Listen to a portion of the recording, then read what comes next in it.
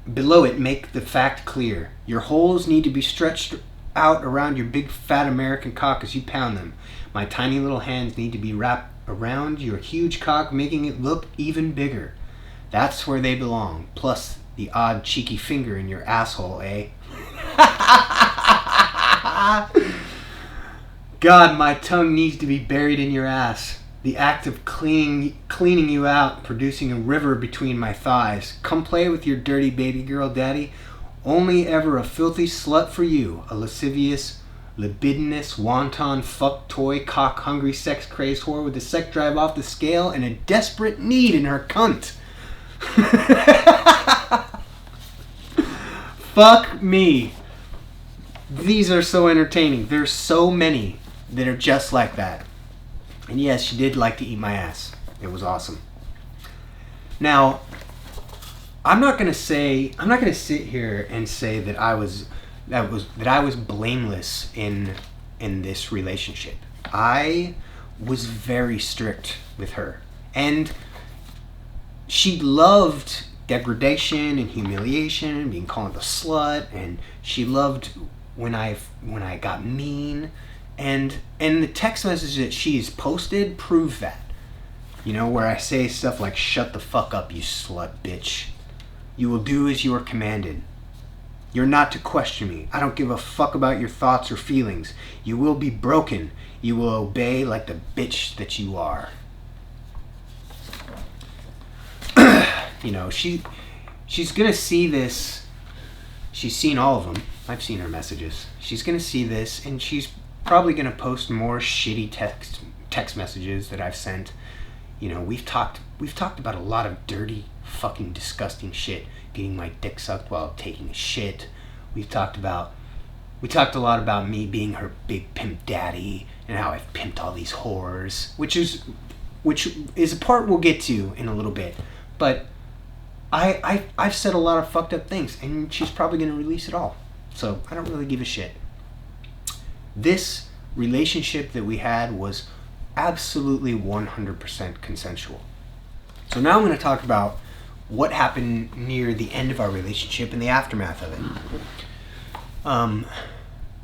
She had a big issue with people in my life that I was with who did photo shoots. She was always really jealous of these girls that went off and did photo shoots, you know, because they're young and skinny and more attractive, and she always had this real fucking issue with that. And so she would do things like hire a photographer, and then she would take, you know, 1,000 nudes to send me. And it got to a point where she would send them to me and then just disparage herself. Oh, you know, I spent all this, you know, I got these photos done, but I'm just so fat and I'm just so ugly and I'm just so saggy and I'm just not as skinny or pretty. And it got to a point where I had to put the kibosh on it. I had to say, look, I don't need you to do these photo shoots. I don't want you to do these photo shoots, especially if this is what it's going to do to your mental health. I mean, now at this point, obviously, I know this woman has fucking mental health issues, severe mental health issues. I mean, she used to manipulate me with the suicide card over and over. If something didn't go her way, if she didn't get to see me a certain amount of time, oh, I'm going to kill myself. Oh, I'm going to kill myself. And there's just miles of messages how she had planned it out. She had, you know, tanks of fucking whatever gas that she was going to use. Like, I got to a point where I had to stop her from doing these photo shoots. I had to say, enough is enough, because I am trying to fucking build an empire here, and you're fucking crying that you're not as skinny. No, you're 40 years old. You're diabetic. You are obese. You can't take these photos and expect to look like a suicide girl. I'm sorry, it doesn't work like that. So, one of the last times she did that, I got fucking upset, and I was like, that's fucking it. And I put her on her knees in a hotel room. I was in America, and I told her to send me a photo every 5 minutes. And she did. She sent me a photo every 5 minutes, and our relationship from that moment changed forever. This was in October of 2017. So during that encounter, while she was sending me photos, saying how sorry she was, telling me that she's hungry, and telling me that, you know, she can't sit on her knees, and I say, go to bed, wake up in the morning, get back on your knees, being a hard-ass dom. She was texting Gio and Courtney and a couple other women saying, he's abusing me right now and he's just the worst person on earth. And as a result, those women came out in October to say that I abused them. So she used her manipulation tactic to get someone else to speak out publicly about me so she wouldn't have to do it. And that was pretty much the end of our relationship. So that was October, and that broke my heart.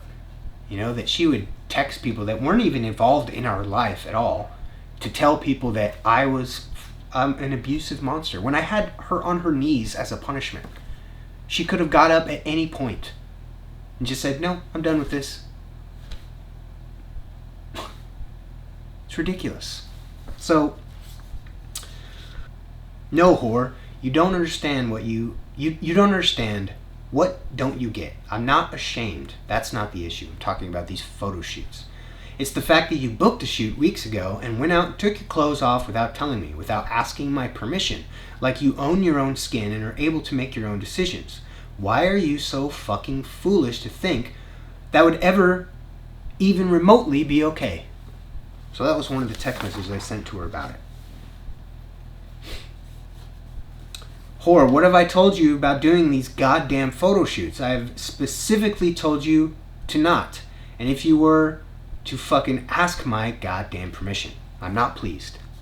I'm making it known that I wasn't pleased. And I wasn't. I was fucking tired of it. So I put her on her knees. Gio, Courtney, they come out, they say I'm an abusive monster. Which is fucking totally ridiculous, now that you can see. So then I decide to send her a text message. And this is kind of like right after we broke up. Look, Kate, when I met you, I thought I could really help you. I encouraged you to lose weight and to be healthy and not kill yourself. I really believed that you were meant for me. I was very harsh at times for my own pleasure, and I'm sorry it hurt you badly enough to do all the things you did.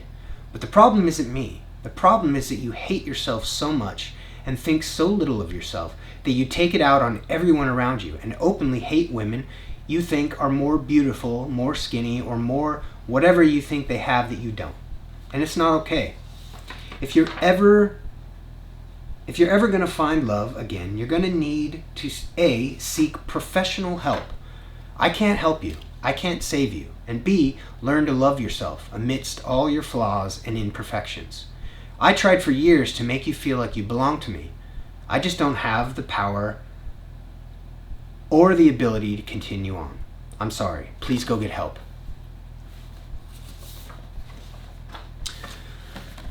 That was like October.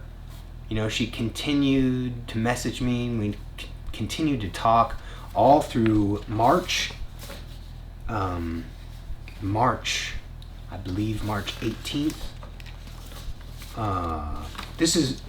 She sends me on, okay, so yeah, in November of 2017, so this is like a month after I break up there, she sends me a suicide letter. I'm not going to read the whole thing because it's fucking long, but you can pause the video if you want to read the whole thing. And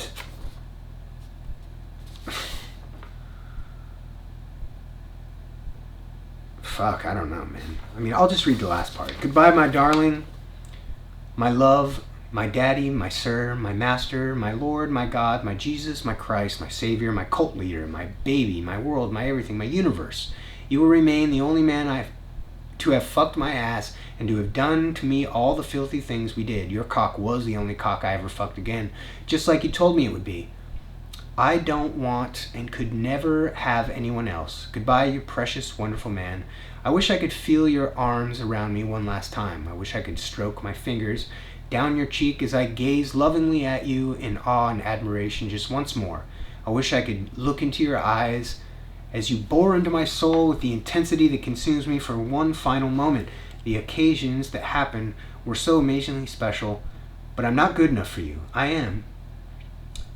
I'm just a stupid, fat, ugly, soppy, emotional, untalented, useless waste of space bitch.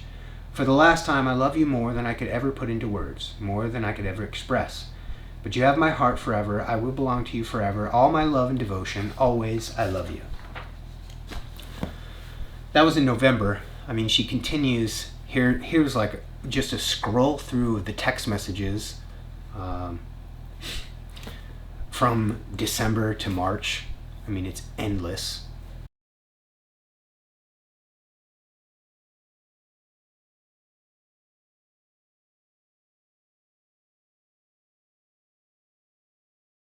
Okay, so that's all her text messages.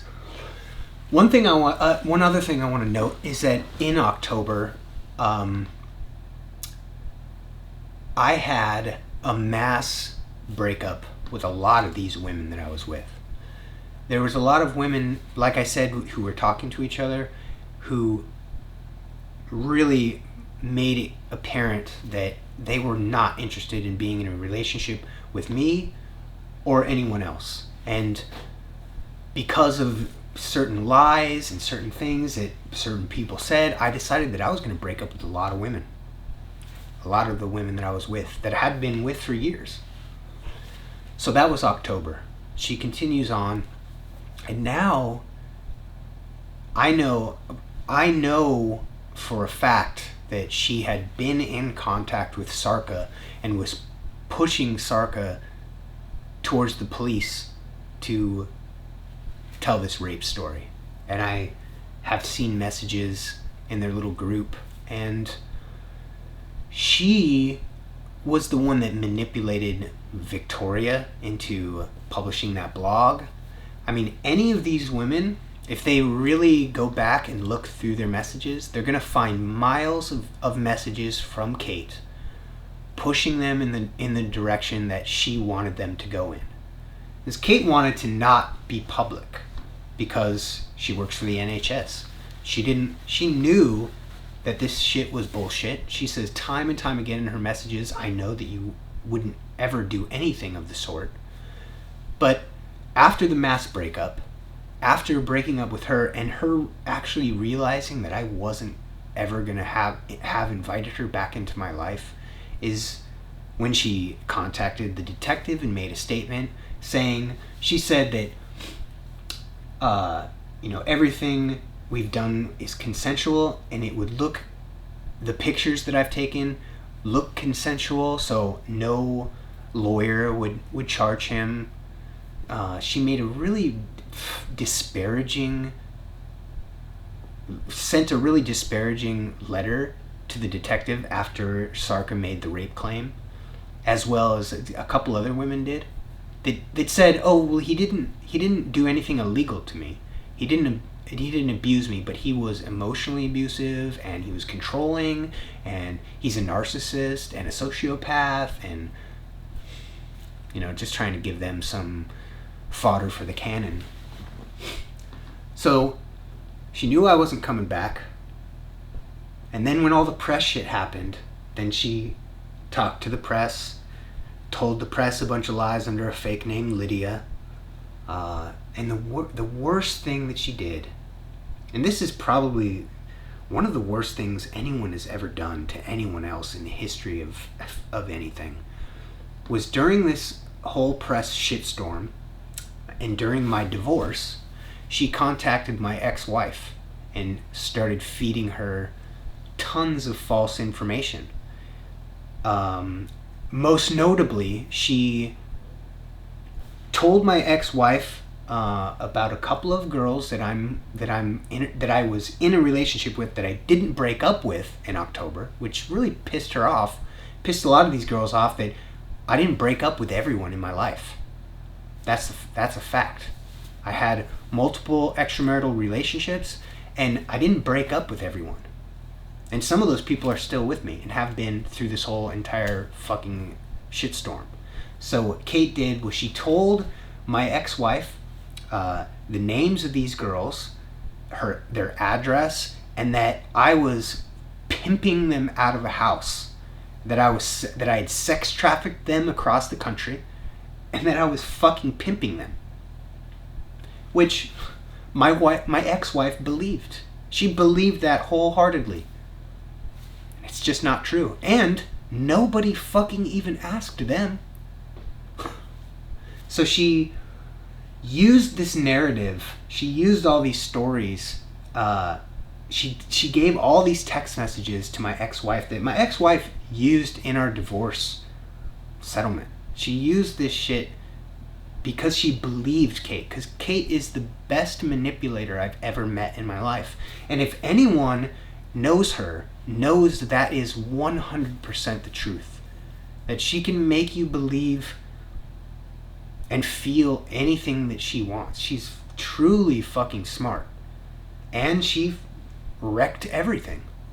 And I'm not going to say that she wrecked everything. Look, it was my fault for getting involved with a woman who was clearly suicidal from the start. Who had a clear obsession with me, with my music, with being the whore of a rock star. It was my fault for not seeing the red flags in the beginning, and it was my fault for feeding into her obsession.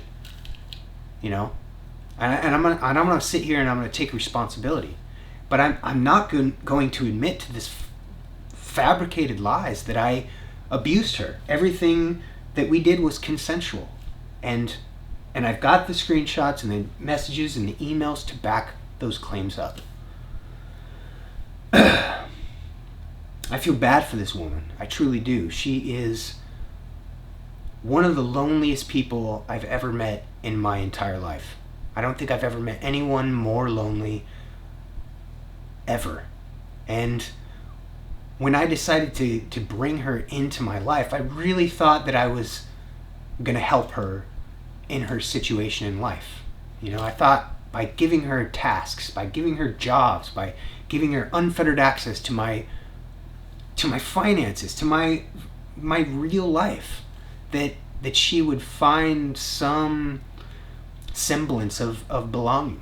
And it never was okay. And as a result, she did a lot of damage in my life. So as a result of going through this terrible ordeal with this woman that I thought really loved me, I've learned a very valuable lesson about myself, about who I can and who I can't trust. And I've taken a lot of time here to reflect on how I'm going to conduct myself going forward. And a big part of that is to not get involved with people who are obsessed. You know, I've built a gigantic wall around myself and my heart, and I'm unwilling to take a chance on something like this ever happening again. And that's probably for the best. I don't think that regular people ever get to experience something so detrimental to their whole entire life. And you know, for the damage that she caused, I feel fucking really resentful, really bitter about it. You know, because it's something that I could have prevented. I could have read that first email where she talked about killing herself and said, no thanks. But I didn't. I was fucking blinded with affection and I don't know. Lesson learned.